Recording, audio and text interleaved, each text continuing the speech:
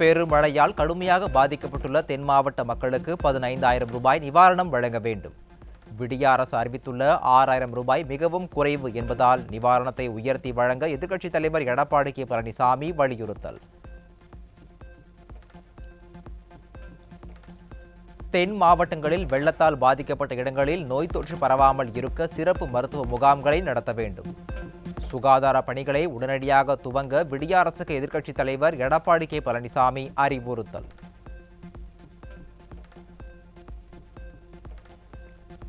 தென் மாவட்டங்களில் மழையால் பாதிக்கப்பட்டவர்கள் மீண்டும் தொழில் தொடங்க வட்டியில்லா கடன் வழங்க வேண்டும்.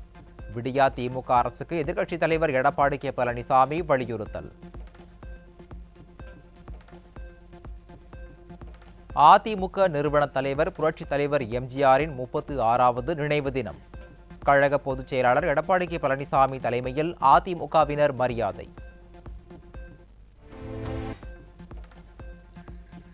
புரட்சித் தலைவர் எம்ஜிஆர் நினைவிடத்தில் அதிமுக நிர்வாகிகள் தொண்டர்கள் உறுதிமொழி ஏற்பு. புரட்சி தலைவர் புரட்சி தலைவியின் வழியில் சென்று நாடாளுமன்ற தேர்தலில் வெற்றி மகுடத்தை சூடுவோம் என சூளுரை. நாடாளுமன்ற தேர்தலை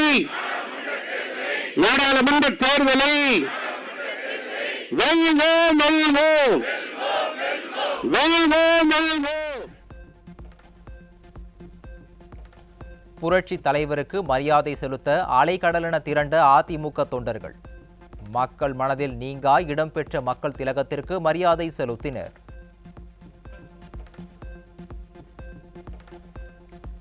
பகுத்தறிவு பகலவன் தந்தை பெரியாரின் 50ஆம் ஆண்டு நினைவு தினம். சென்னை அண்ணா சாலையில் உள்ள சிலைக்கு அதிமுக சார்பில் மரியாதை. கிறிஸ்துமஸ் பண்டிகையை கொண்டாடும் கிறிஸ்தவ பெருமக்கள் அனைவருக்கும் அதிமுக பொதுச் செயலாளர் எடப்பாடி கே பழனிசாமி வாழ்த்து. சிறுபான்மை மக்களின் பாதுகாப்பு அரணாக அதிமுக என்றென்றும் திகழும் என உறுதி.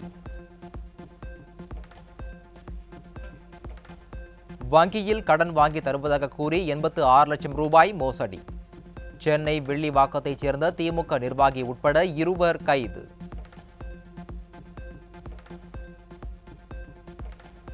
தூத்துக்குடியில் வெள்ள நிவாரண உதவி கேட்ட மீனவ மக்கள் மீது கொடூரமாக தாக்கிய திமுக ஊராட்சி மன்ற தலைவர். படுகாயமடைந்த 2 மருத்துவமனையில் அனுமதி.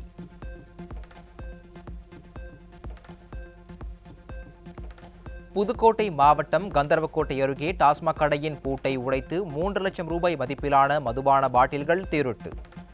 டாஸ்மாக் கடை ஊழியர்கள் அளித்த புகாரின் பேரில் மதுபானங்களை திருடிச் சென்ற மர்ம நபர்களுக்கு போலீஸ் வலைவீச்சு.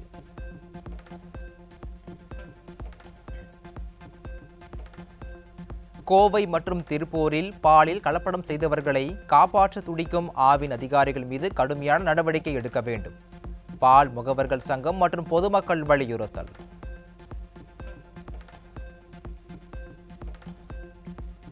நெல்லை மாவட்டம் வள்ளியூர் திருச்செந்தூர் சாலை குண்டும் குழியுமாக உள்ளதால் வாகன ஓட்டிகள் கடும் அவதி. விடியா திமுக அரசு போர்க்கால அடிப்படையில் சாலையை சீரமைக்க அரசுக்கு மக்கள் வலியுறுத்தல்.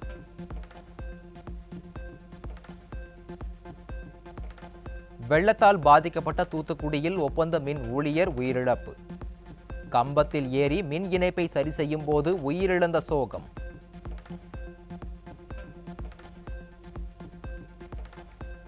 தூத்துக்குடி எட்டயபுரத்தில் குடியிருப்புகள் சூழ்ந்துள்ள மழைநீரை வெளியேற்றாத மாவட்ட நிர்வாகத்தை கண்டித்து சாலை மறியலில் ஈடுபட்ட மக்கள். மழை நின்று 1 வாரமான நிலையில் விடியா திமுக அரசின் மாவட்ட நிர்வாகம் மெத்தனமாக இருப்பதாக மக்கள் குற்றச்சாட்டு.